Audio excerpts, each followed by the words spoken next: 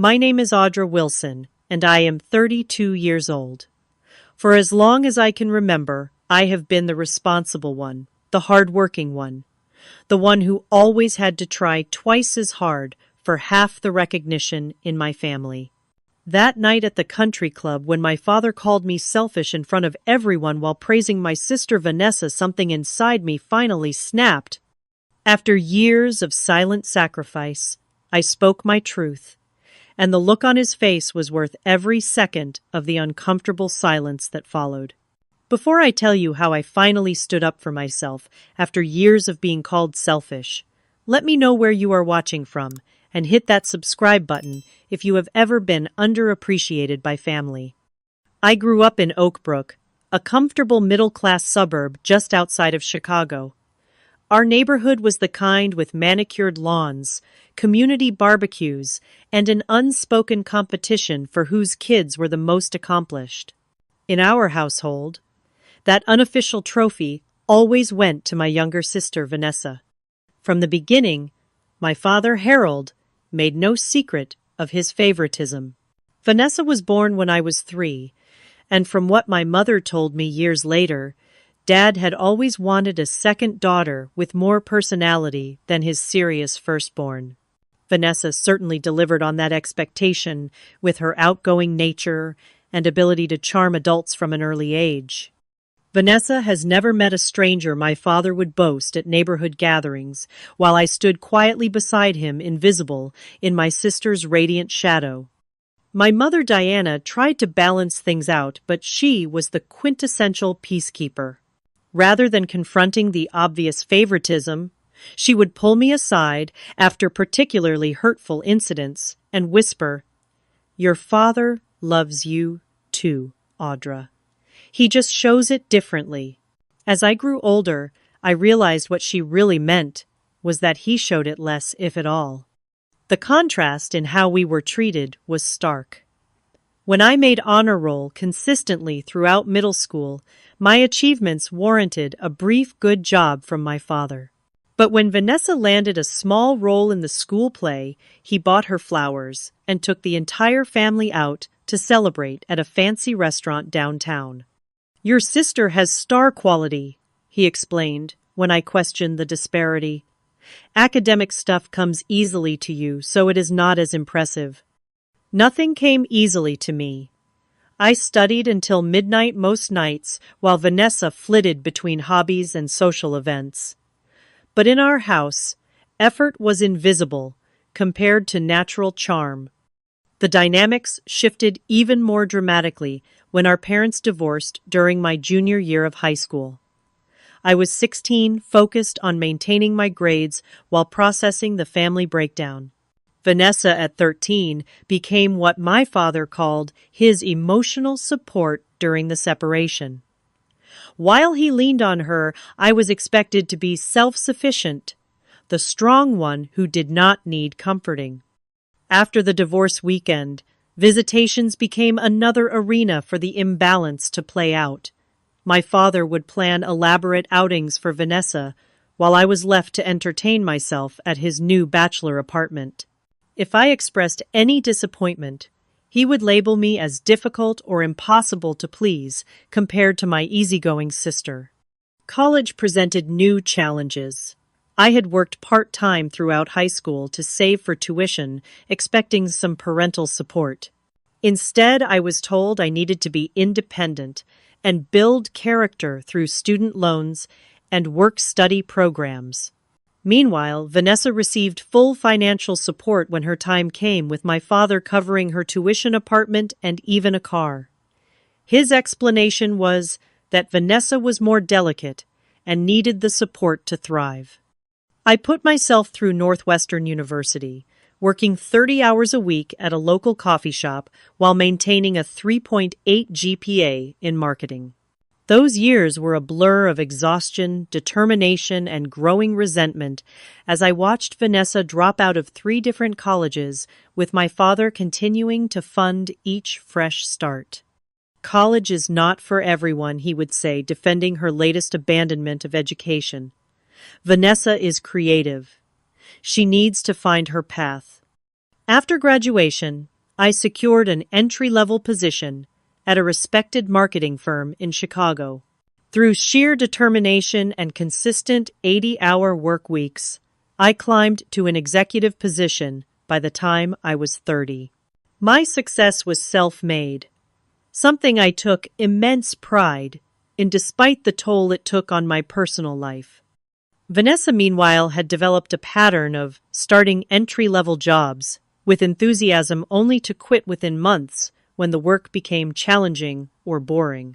She cycled through positions as a receptionist, retail associate, yoga instructor, and personal assistant, never staying anywhere long enough to develop skills or advance.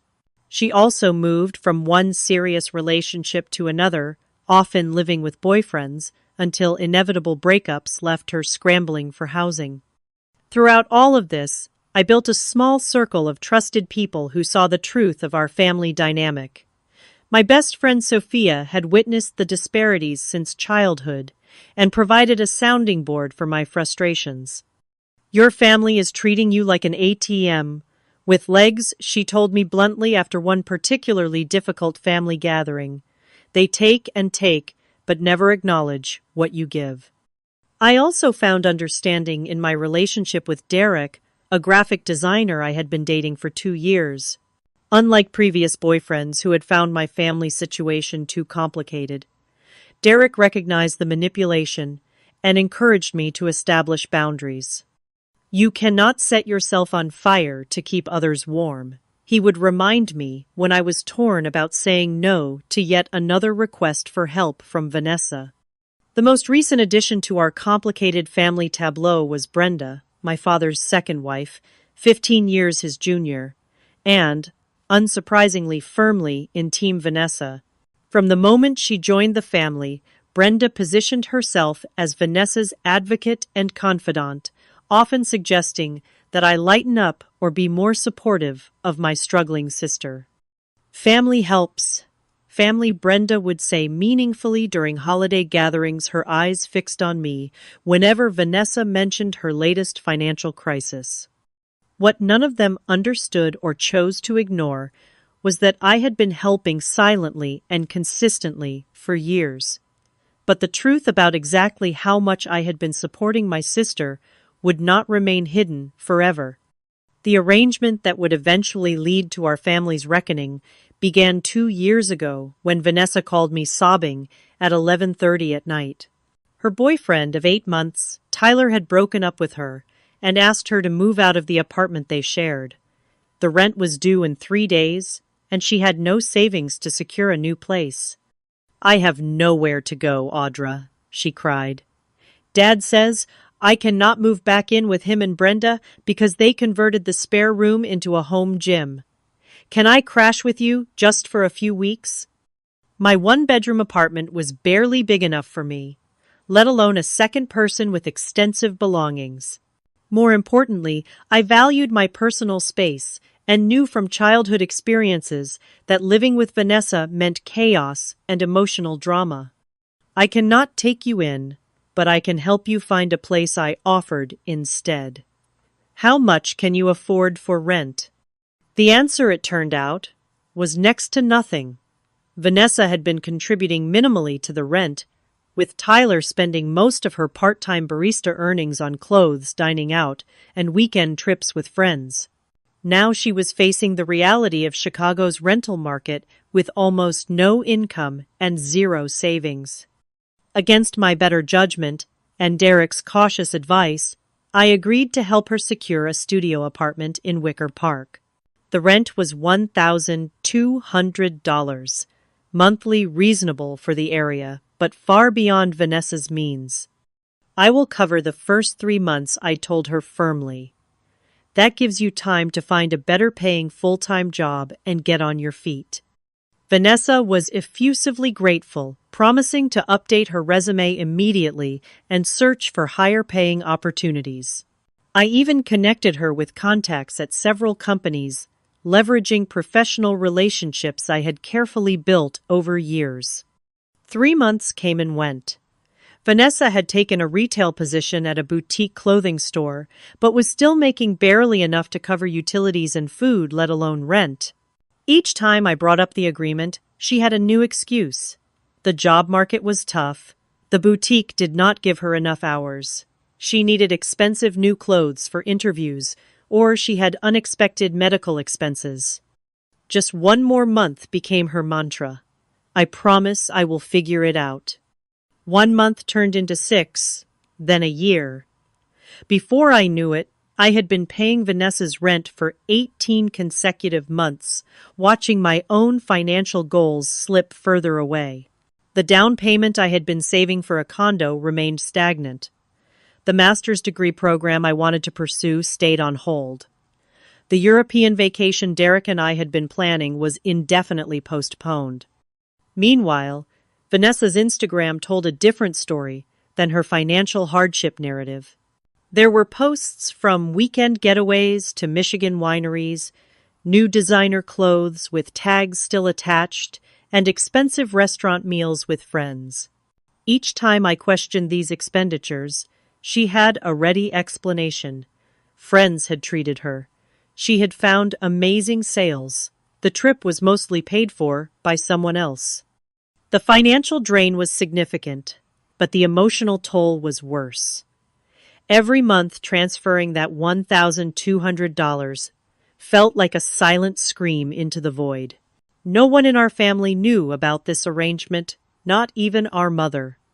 Vanessa had sworn me to secrecy, claiming she was too embarrassed to let others know how much she was struggling. In reality, she was not struggling at all, at least not in the ways that mattered. She had a free place to live, courtesy of my hard work, while maintaining the lifestyle of someone making 3 times her actual income. The family narrative remained frustratingly unchanged. At gatherings, my father and Brenda would talk about how Vanessa was finding her way and doing her best despite challenges.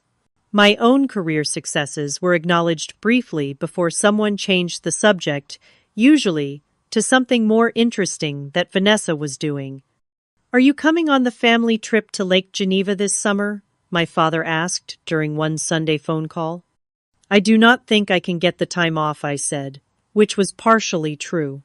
What I did not mention was that after paying Vanessa's rent my own and trying to maintain some semblance of retirement savings, another expense was out of the question. "You work too much, Audra," he sighed. "There is more to life than career. Look at Vanessa. She does not make much money, but she knows how to live in the moment and enjoy life." I bit back the obvious response that Vanessa could live in the moment, because others were subsidizing her reality. Instead, I changed the subject, swallowing my resentment like a bitter pill. The comments about my supposed selfishness began to increase. When I could not contribute to an expensive group gift for my father's 60th birthday, Brenda made a point of saying, "I guess some people prioritize differently with a meaningful look in my direction." When I missed a family dinner because of a work deadline, my father texted that I was too focused on your own life to think about family. The irony was suffocating. I was literally sacrificing my financial future for my sister while being labeled as selfish by the very people who had no idea what I was giving up. Derek witnessed my struggle firsthand, watching as I calculated and recalculated my monthly budget to accommodate Vanessa's rent while maintaining my own financial obligations. "This is not sustainable," he told me one night after I had turned down a weekend away because of money concerns. "You are enabling her to stay stuck while punishing yourself." "What am I supposed to do?" I asked. "Let her become homeless." "She would not be homeless," he said gently. "She would have to make different choices. Maybe get roommates moved to a cheaper area, or actually work full-time like most adults. You are not helping her by removing the natural consequences of her actions." I knew he was right, but years of family conditioning made it difficult to imagine standing up for myself. What would my father say? How would it affect my already tenuous relationship with Vanessa? Would this be the thing that finally fractured our family beyond repair? Still, something had to give. I tried taking a gentler approach, first meeting Vanessa for coffee to discuss a path toward financial independence. I need to start thinking about my own financial goals, I explained carefully. I cannot keep paying your full rent indefinitely. Vanessa's eyes immediately welled with tears, her go-to response when confronted with anything uncomfortable. Are you saying you are cutting me off? She asked, voice trembling. You know I cannot afford that place on my own. Do you want me to be homeless? No, of course not. I backtracked immediately, hating myself for the weakness. I just thought, maybe we could create a plan where you gradually take over more of the rent. She sniffled, dabbing at her eyes with a napkin. I am really trying, Audra. I just had to reduce my hours this month because of my anxiety. The manager was scheduling me for too many closing shifts, and you know how that affects my sleep. And just like that, the conversation shifted from her taking responsibility to me feeling guilty for adding to her stress. I left that coffee shop, having agreed to continue the full payments for at least another 3 months. The cycle of enabling continued, with my resentment growing alongside my dwindling savings account. Something would have to break this pattern. As it turned out, that something would be my patience, pushed to its limit by one family dinner too many. The annual Wilson family dinner at the Oak Brook Country Club was a tradition my father had maintained since the divorce. Every year in June, he would reserve the private dining room, invite a few close friends, and gather the family for what he called a celebration of our ongoing bond, despite life's changes. In reality, it was an opportunity for him to showcase his success and position as family patriarch, with all of us expected to play our assigned roles. As the date approached this year, my anxiety mounted. These dinners inevitably followed the same script, my father holding court while Brenda smiled adoringly, Vanessa charming everyone with amusing anecdotes, and me sitting quietly fielding occasional questions about my work before the Polonenses. Conversation moved to more interesting topics. 2 days before the dinner, Vanessa called with what had become a predictable emergency. Audra, I hate to ask, but I need a favor, she began, her voice taking on the hesitant tone that always preceded a financial request. There is this amazing opportunity for a pop-up boutique event, but I need to pay for a vendor table up front. It could really help me start my own business. Vanessa's business ideas had become a revolving door of unrealized plans. Last month, it was becoming a personal stylist. Before that, launching a wellness blog.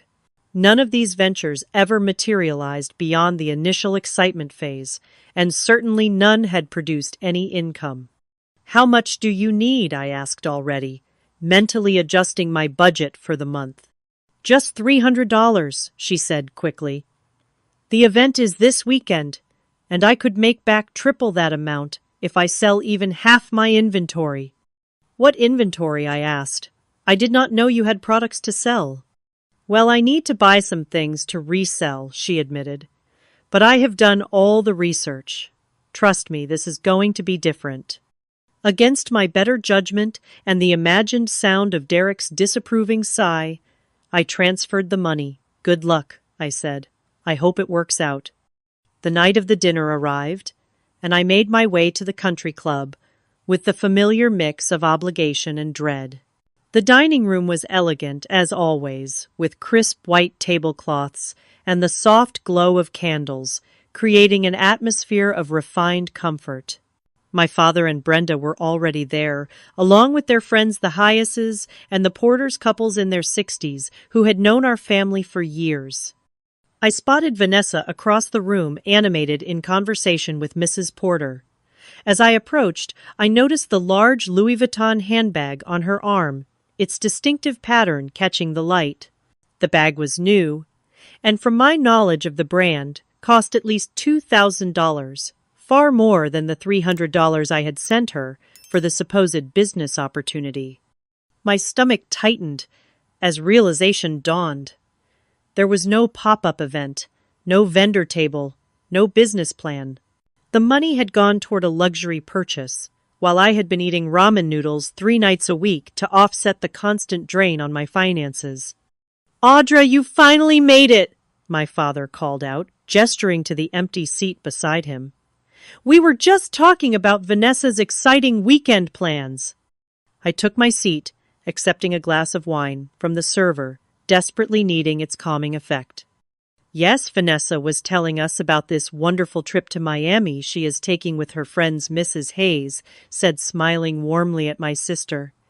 "A well-deserved break from what I hear." I nearly choked on my wine. "Miami," I echoed, looking directly at Vanessa. She avoided my gaze, suddenly very interested in the dinner menu.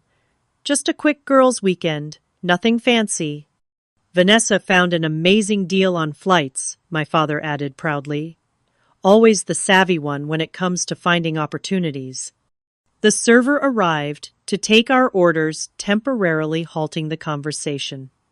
I sat in stunned silence, piecing together the full picture. The business opportunity had been a cover story for the remaining money she needed for a vacation likely planned weeks in advance. The designer bag was probably another splurge, justified as something she deserved. As the appetizers arrived, the conversation shifted to other topics. Mr. Porter discussed his recent golf tournament victory. Brenda shared stories from her garden club.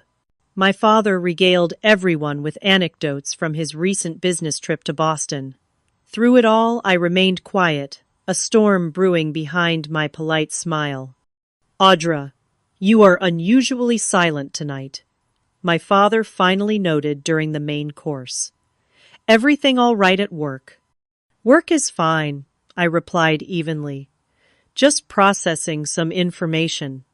"You work too hard," he said dismissively. "All those hours at the office, and for what, you need to enjoy life more like your sister?" Vanessa smiled uncomfortably, perhaps sensing my growing tension. "Speaking of enjoying life," Brenda interjected, "Vanessa, tell everyone about that new yoga studio you discovered." As Vanessa launched into a description of some overpriced boutique fitness class, I felt my patience fraying. Every word from her mouth seemed to emphasize the disparity in how we lived and how our family perceived us. She was the free spirit, the fun one, the one who knew how to live. I was the workaholic, the serious one, the one supposedly missing out on life's pleasures. No one at that table knew that her carefree lifestyle existed because of my sacrifice. No one knew that the rent for the apartment where she practiced her leisurely morning routines came from my overworked hours. No one knew that my own dreams were on hold so she could chase her whims. The weight of this unacknowledged reality pressed down on me as the dinner progressed.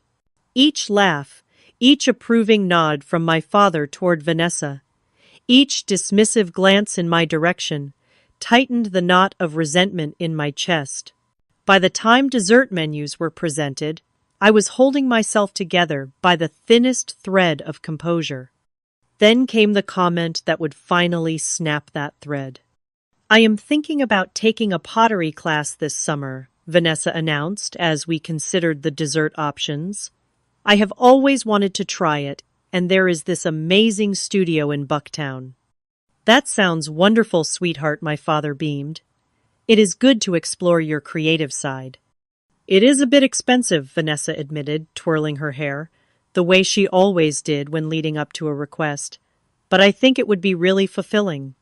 "Worth every penny for something that feeds your soul," Brenda agreed. "Life is too short not to pursue your passions." I took a long sip of water, trying to cool the heat rising in my chest. The pottery class was clearly the next thing she expected me to fund after the rent, after the business opportunity that turned into a Miami trip, after 2 years of constant financial support. "What about you, Audra?" Mrs. Porter asked kindly, perhaps noticing my discomfort. "Do you have any summer plans?" Before I could answer, my father jumped in. "Audra does not have time for hobbies or vacations. Too busy climbing the corporate ladder." I actually had to cancel my plans to take some graduate courses this summer, I said quietly. Budget constraints. That is the problem with your generation, Mr. Hayes commented. Too focused on credentials and not enough on experiences. Or maybe some of us have different priorities and responsibilities, I countered, unable to keep the edge from my voice. My father frowned. There is no need to be defensive, Audra. Howard is just making conversation. I am not being defensive. I am stating a fact. See, this is exactly what I mean, my father said, his voice rising slightly. Your sister takes constructive comments in stride. You always have to argue and make things difficult. The table fell uncomfortably silent. Even the Heises and Porters seemed to sense they had stumbled into family tension. I do not make things difficult, I said evenly. I have different circumstances. What different circumstances? My father scoffed. You make twice what your sister does. You live alone with no dependents. You should have plenty of disposable income for things you enjoy. That was the moment something shifted inside me. The careful wall I had built around my resentment began to crumble. 2 years of silence, of enabling of being the family ATM, while being labeled as selfish, suddenly felt unbearable. You have no idea what my financial situation is, I said, my voice surprisingly calm, despite the emotion churning inside. I know you are doing well in your career, he dismissed. And I know you choose to spend it all on yourself, while your sister struggles to make ends meet. The unfairness of his assessment hit me like a physical blow. I looked around the table at these people who had completely misunderstood my life and character and decided the truth could no longer remain hidden. Dad, I said, placing my napkin beside my plate, when was the last time you helped Vanessa financially? He blinked, surprised by the direct question. Well, I helped her with the security deposit on her apartment when she moved in, and I have taken her shopping occasionally. And who do you think pays her rent every month? The table went completely still. Even the background noise of the country club seemed to fade away as all eyes turned to me. What are you talking about? My father asked, genuine confusion on his face. I have been paying Vanessa's rent for 2 years. I said, the words finally released into the open. $1,400 every month directly to her landlord. That is why I cannot afford graduate school or vacations or pottery classes. My father turned to Vanessa, whose face had drained of color. Is this true? Vanessa's eyes darted around the table, looking for an escape route that did not exist. It is complicated. Audra offered to help temporarily when Tyler and I broke up. It was supposed to be short-term. 2 years is not short-term, I said. And I did not offer. You called me crying at midnight, saying you would be homeless. You could have said no, she muttered. Yes, I could have. That is my mistake. One I am rectifying tonight. I turned back to my father, whose expression had shifted from confusion to discomfort. So when you call me selfish for not taking vacations or pursuing hobbies, understand that the money that might have gone to those things has been keeping a roof over your favorite daughter's head instead. Now, Audra, my father started, clearly trying to regain control of the situation. There is no need to be dramatic about this. Family helps family. If you were struggling financially, you should have said something. I am not struggling. I am subsidizing someone else's lifestyle while being criticized for how I spend my own money. I am sure Vanessa is grateful for your help, Brenda interjected, attempting to smooth things over. Vanessa told me 3 days ago that she needed $300 for a business opportunity. I continued, ignoring Brenda's platitude. That money apparently went toward her Miami trip this weekend. And judging by the new Louis Vuitton bag, there have been other creative uses of funds as well. Vanessa's face flushed. That bag was a gift, she said quickly.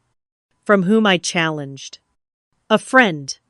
Which friend spends thousands on designer gifts? The table had become an uncomfortable tribunal with the Hyaces and porters shifting awkwardly in their seats, clearly wishing they were anywhere else. I think this family discussion might be better continued in private, Mr. Porter suggested gently. You are right, I agreed, standing up. And I will make it short. I am done paying your rent, Vanessa. You have 30 days to figure out your finances like an adult. My father's face darkened with anger. You cannot just cut her off without warning. Where is she supposed to go? She could move in with you and Brenda, I suggested. Convert that home gym back into a bedroom. Or she could get roommates. Or work full-time. Or any of the solutions that do not involve me sacrificing my financial future. Why are you doing this publicly? My father demanded. Is this some kind of revenge? No, Dad. This is me finally standing up for myself after years of being called selfish by people who have no idea what I have been giving up. You wanted to know why I do not take vacations or pursue hobbies. Now you know. With that, I picked up my purse and prepared to leave. So you are just going to drop this bomb and walk away, my father called after me. This is why people find you difficult, Audra. You always have to make a scene instead of handling things maturely like your sister. I turned back one last time, surveying the table, the shocked faces of the dinner guests, Brenda's tight, uncomfortable smile, Vanessa's tear-filled eyes already calculating her next move, and my father still somehow casting me as the villain in a story where I had been silently saving everyone for years. I am handling things exactly as maturely as they deserve to be handled, I said calmly. Enjoy your dessert. I will see myself out.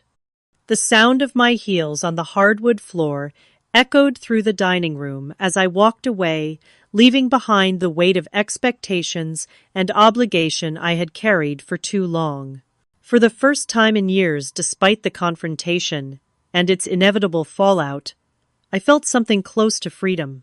The drive home from the country club was surreal. My hands gripped the steering wheel so tightly my knuckles turned white, but inside, I felt a strange mixture of terror and liberation. Years of carefully maintained family dynamics had just been blown apart at an upscale dining table, and there was no going back. I barely made it through my apartment door before my phone exploded with notifications. 3 missed calls from my father, 5 from Vanessa, and a text from my mother asking what happened. Word traveled fast in our family circle. I silenced my phone and poured myself a glass of wine, hands still shaking slightly. Then I called the one person I knew would understand. I did it, I told Derek when he answered. I told everyone the truth about Vanessa's rent. How did it go? He asked cautiously. About as well as a nuclear explosion. Can I come over? I do not want to be alone right now. 30 minutes later, I was sitting on Derek's couch, recounting every excruciating detail of the dinner confrontation. He listened without interruption, occasionally squeezing my hand in support. I am proud of you, he said when I finished. It took incredible courage to stand up for yourself like that. It does not feel like courage, I admitted. It feels like I just destroyed my family. You did not destroy anything. You just stopped pretending the existing situation was okay. My phone buzzed again, and I glanced down to see a text from my father. Your behavior tonight was inexcusable. You embarrassed this family in front of my friends. We need to talk tomorrow when you have calmed down and can be reasonable. I showed Derek the message, and he shook his head. Still making it about him, I see. That is his specialty, I sighed. I turned off my phone completely and spent the night at Derek's apartment, grateful for the buffer of physical distance from the storm I had created. Morning came too quickly, and with it the reality that I would have to face the consequences of my truth-telling. When I finally turned my phone back on around noon the next day, the barrage was immediate. 14 missed calls, 23 text messages, and several voicemails demanding my attention. Vanessa's texts ranged from angry, "How could you humiliate me like that?" to desperate, "Please call me. We need to figure this out," to manipulative, "I guess you never really cared about me at all." My mother, who had not been at the dinner but had clearly received multiple versions of what happened, sent a typically conflicted message. "I understand you have been helping your sister more than anyone knew, but publicly embarrassing her, and your father was not the answer. Can we talk about finding a solution that works for everyone?" The most surprising message came from Brenda, my father's wife. "I had no idea you were supporting Vanessa financially. While the dinner table was not the place for this conversation, I respect that you have been carrying a burden alone. Your father is very upset, but I think everyone needs to acknowledge your side of this situation." It was the first time Brenda had ever shown any understanding of my perspective, and despite everything, I felt a small glimmer of hope that at least one person in the family might be capable of seeing beyond the established narrative. I called my mother first, figuring she would be the most neutral party. The conversation was difficult but not hostile. She admitted she had suspected Vanessa was receiving help from someone, but had assumed it was our father. "You should have told me," she said. "I could have helped mediate this situation before it exploded." "Would you have?" I asked, honestly. "Or would you have tried to convince me to keep helping her, to keep the peace like always?" Her silence was answer enough.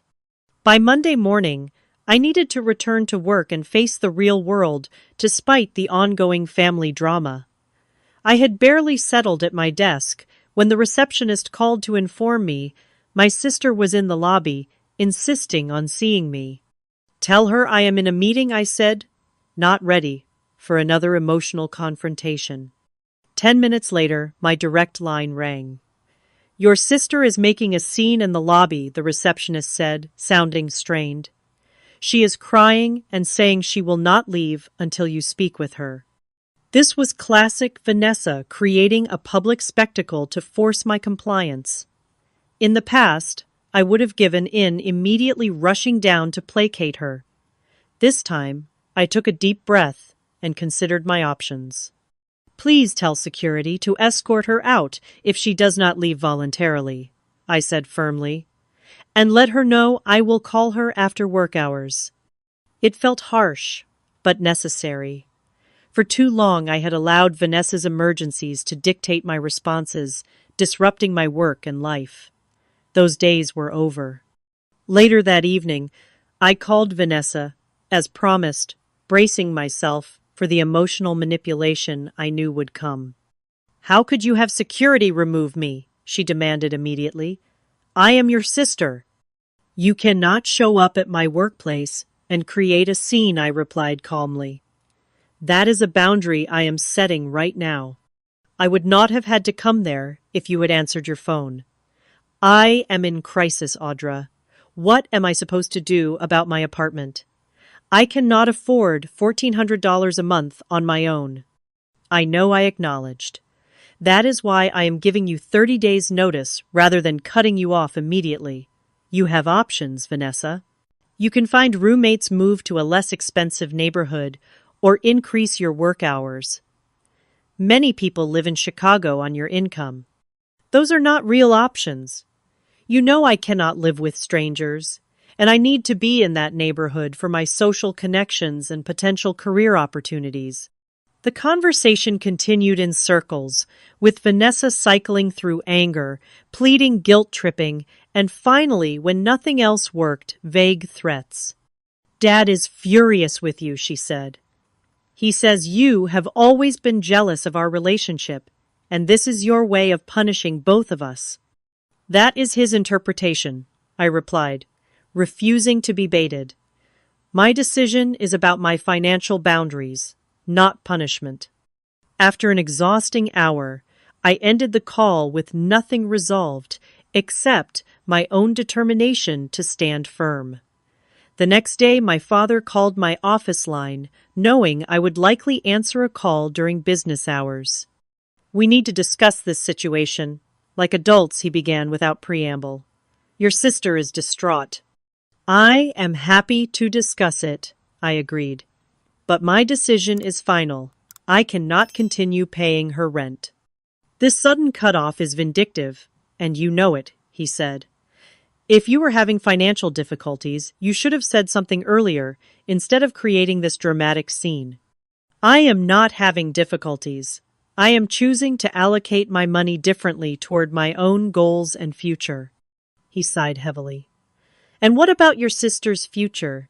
Have you thought about how this affects her? Have you thought about how supporting her completely for 2 years has affected mine?" I countered.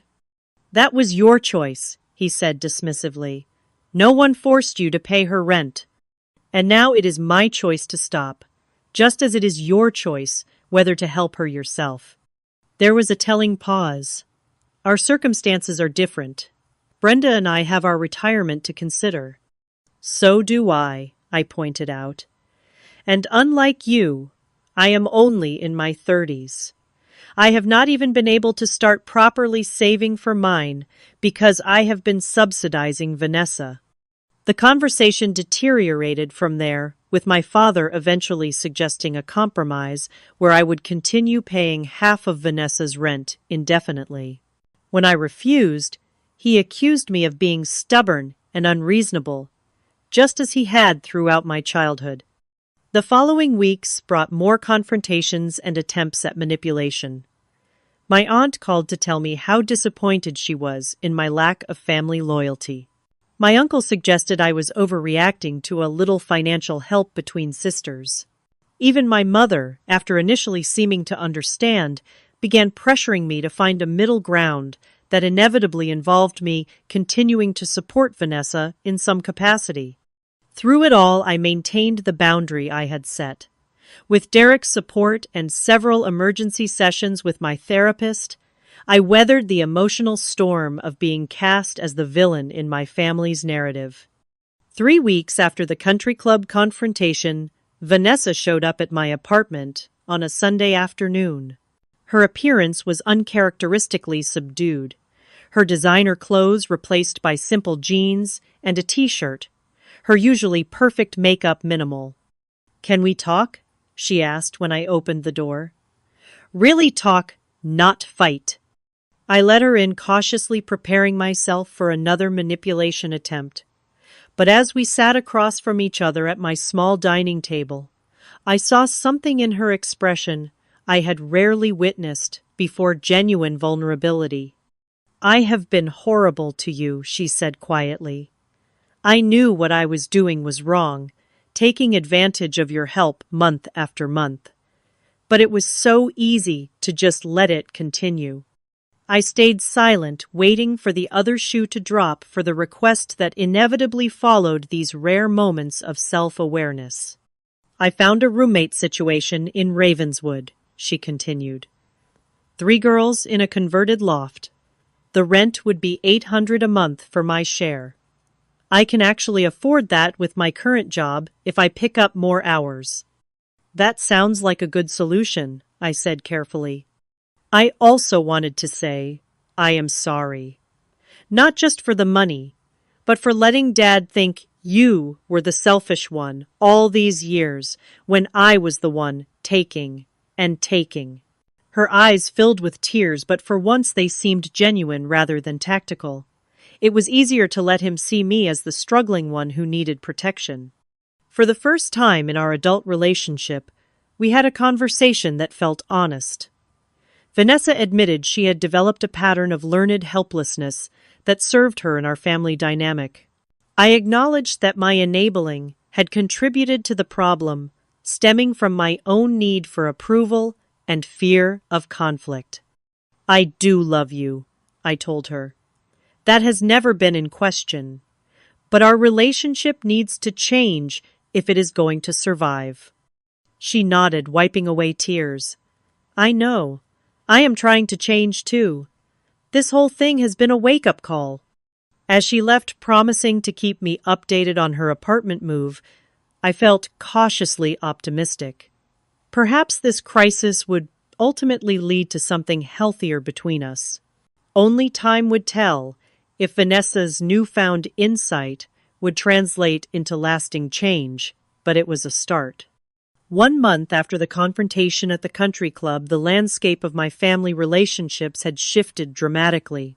The initial explosion had settled into an uneasy new reality, with boundaries being tested and redefined daily. True to her word, Vanessa had moved into the Ravenswood loft with roommates. The apartment was smaller than her previous place, the neighborhood less trendy, but it was within her actual budget. She had increased her hours at the boutique and picked up weekend shifts at a local coffee shop to supplement her income. It is actually not as bad as I thought it would be, she admitted during one of our now weekly phone calls. My roommates are pretty cool, and I forgot how much I liked making coffee drinks. Plus, the tips are decent. I had maintained my boundary about financial support, though I had helped her move and bought her a housewarming gift. Small, normal acts of sisterly support rather than taking on her adult responsibilities. My relationship with my father remained strained, but was slowly evolving. After several weeks of minimal contact, he had called with what passed for an apology in his world. I may have misunderstood some aspects of your financial relationship with your sister, he said stiffly. While I still think the way you handled it was inappropriate, I recognize that you were under pressure that I was not aware of. Coming from my father, this was the equivalent of a profound mea culpa. I accepted it as the olive branch it was intended to be. I appreciate that, Dad. I could have handled it differently, too. We began rebuilding our relationship with cautious small talk about neutral topics, carefully avoiding the landmines of family dynamics and financial expectations. It was progress, if imperfect. The most surprising development came from my mother. After years of peacekeeping and conflict avoidance, she had apparently been doing some soul-searching of her own. I enabled a lot of the favoritism when you girls were growing up. She told me during a lunch we shared near her office. I thought I was protecting you by teaching you to be independent, but really, I was just avoiding the hard conversations with your father about how he treated you differently. Why now? I asked. Why are you acknowledging this after all these years? Because I saw what it led to, she said simply. You carrying this enormous financial burden alone while still being labeled as the selfish one. It made me realize how much damage our family patterns have done. These conversations with my family members were healing but also exhausting. I found myself turning inward, focusing on rebuilding the parts of my life that had been neglected during my years of supporting Vanessa. With the $1,400 now remaining in my monthly budget, I enrolled in the graduate program I had been postponing. The evening classes in advanced marketing strategy and digital analytics were challenging and invigorating, connecting me with like-minded professionals and opening new possibilities for my career trajectory. I also began working with a financial advisor to create a realistic plan for buying my own condo within the next year. After years of watching my savings stagnate, it was empowering to see the numbers moving in the right direction each month. My relationship with Derek deepened as well. Without the constant stress of my family obligations and financial strain, I had more emotional energy to invest in our partnership. We took the weekend trip we had been postponing for months, a simple getaway to a lakeside cabin in Wisconsin where we hiked, cooked together, and reconnected. You seem lighter, he observed as we sat by the fire one evening. Even when you smile, it reaches your eyes now. I feel lighter, I admitted. I did not realize how much energy it took to maintain that situation until I was free of it. The real test of our family's new dynamic came 2 months after the confrontation, when my father suggested resuming the tradition of a family dinner. The invitation specifically mentioned a fresh start and moving forward together, indicating at least some recognition that the past patterns needed changing. I agreed with trepidation, suggesting we meet at a neutral restaurant rather than the country club with its loaded memories. To my surprise, my father accepted this modification without argument, a small but significant sign of his willingness to adapt. The dinner itself was awkward, but not disastrous. My father, Brenda, Vanessa, my mother, Derek, and I sat around a table at an Italian restaurant downtown, carefully navigating conversation like people on a first date, rather than a family with decades of history. Vanessa spoke about her new apartment and her increased responsibilities at work with a pride I had rarely heard from her before. "My manager is training me on the inventory system," she said. "If things go well, there might be an assistant manager position opening up in the fall." "That is wonderful, honey," my mother said warmly. "You seem really engaged with this job." "I am," Vanessa said, then added with a glance at me. "It turns out I actually like having structure and responsibility. Who knew?" My father was quieter than usual, listening more than dominating the conversation. When the check came, he insisted on paying for everyone, a familiar gesture of control through generosity. But then he did something unprecedented. "Audra," he said, turning to me, "I want to hear more about this graduate program you have started. It sounds like exactly the kind of strategic move that has made you successful in your career." It was a small moment, but significant, an acknowledgement of my choices and path that had been rare in our family interactions. I found myself talking about my classes and professional goals with an enthusiasm that surprised me, and even more surprisingly, my father listened with what appeared to be genuine interest. After dinner, as we were saying our goodbyes on the sidewalk outside, my father pulled me aside. "I want you to know," he said awkwardly, "that I have been doing some thinking about how I have treated you and your sister differently over the years." I waited, not wanting to interrupt what seemed like a difficult admission for him. "I may not have always been fair," he continued. "Your sister and I are similar in some ways, and perhaps that made it easier for me to understand and support her. But that does not mean I value your accomplishments any less." It was not a perfect apology. It did not acknowledge the years of favoritism or the unfair burden I had carried. But it was a start, a crack in the wall of family dynamics that had seemed impenetrable for so long. "Thank you for saying that," I responded simply. "It means a lot to hear." As Derek and I walked to our car afterward, he squeezed my hand. "Baby steps," he said. "Baby steps," I agreed. The following weeks brought more small but meaningful changes. Vanessa called once to ask for advice about handling a difficult customer rather than asking for money. My father sent an article about marketing trends with a note saying, "Thought you might find this interesting for your graduate work." My mother invited me to lunch regularly, making a point to ask about my goals and dreams rather than just crisis managing family dynamics. 3 months after the confrontation, Vanessa invited me to her new apartment for dinner with her roommates. The space was modest but charming, decorated with creativity rather than expensive brands. She had prepared a simple pasta dish, admitting with a laugh that she was still learning to cook on a budget. "I wanted you to see that I am really doing okay," she said, as we sat on her small balcony after dinner.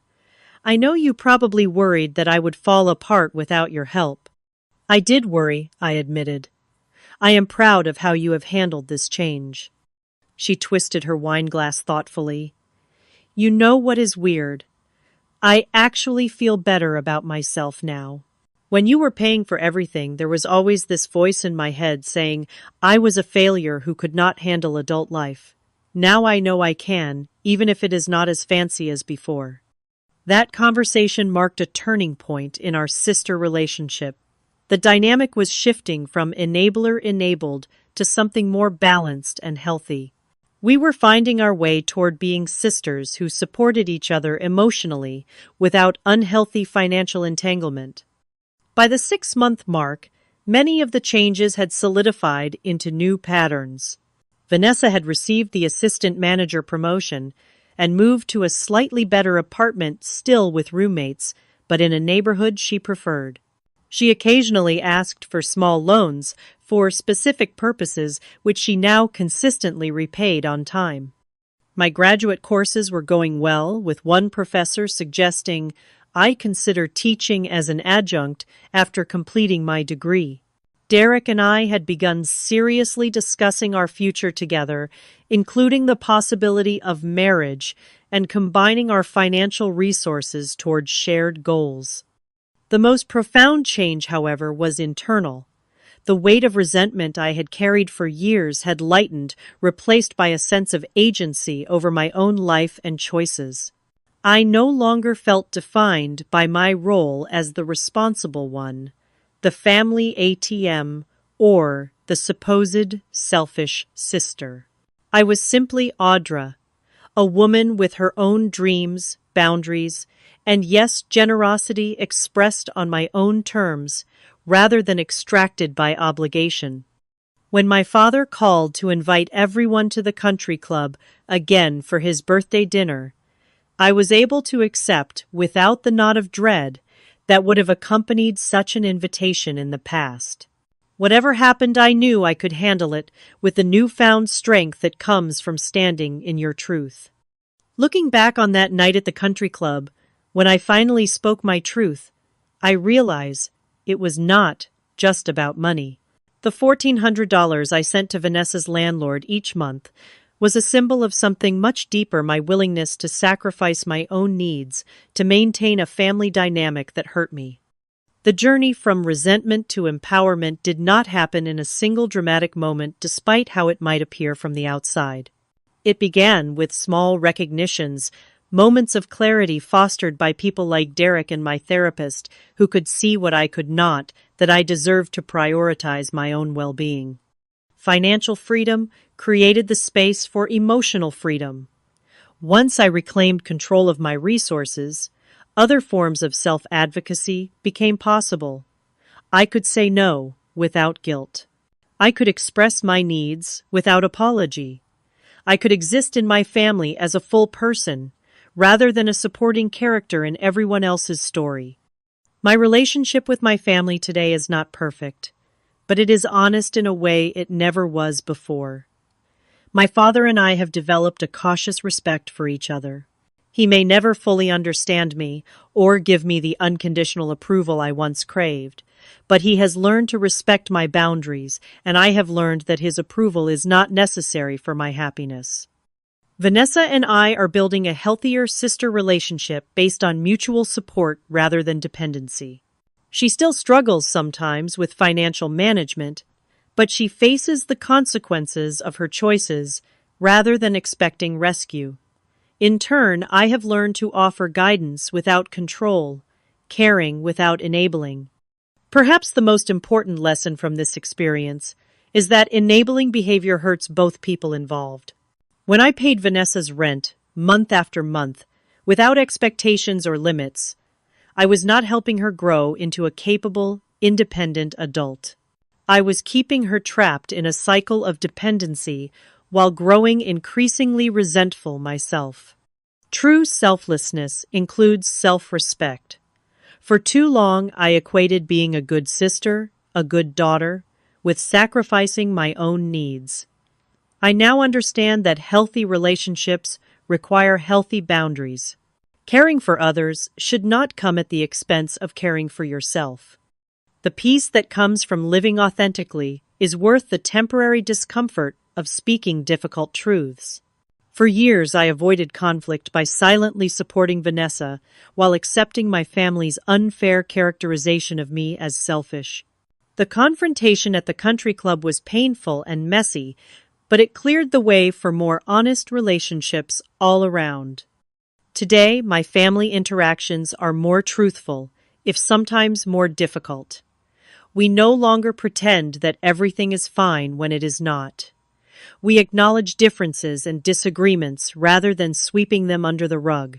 It is not always comfortable, but it is real in a way our previous dynamic never was. As I look toward the future, I feel hopeful about continuing to build relationships based on mutual respect rather than outdated roles and expectations. The graduate degree I am now able to pursue will open new career opportunities. The savings I am building will create options for housing and eventually retirement. The honest communication skills I have developed will serve me in all relationships, personal and professional. Speaking your truth might make a room go silent, but in that silence something new has space to grow. Sometimes the most loving thing you can do for yourself and others is to break a dysfunctional pattern, even when it feels like breaking a family tradition. Have you ever had to set a difficult boundary with family members who did not understand your perspective? How did you find the courage to stand up for yourself in a situation where you were being taken for granted? I would love to hear your stories in the comments below. And if this story resonated with you, please hit the like button and subscribe to hear more authentic life experiences. Remember, setting healthy boundaries is not selfish, it is necessary for genuine relationships to flourish. Thank you for listening to my story, and I wish you the strength to honor your own truth, even when it makes the room go silent.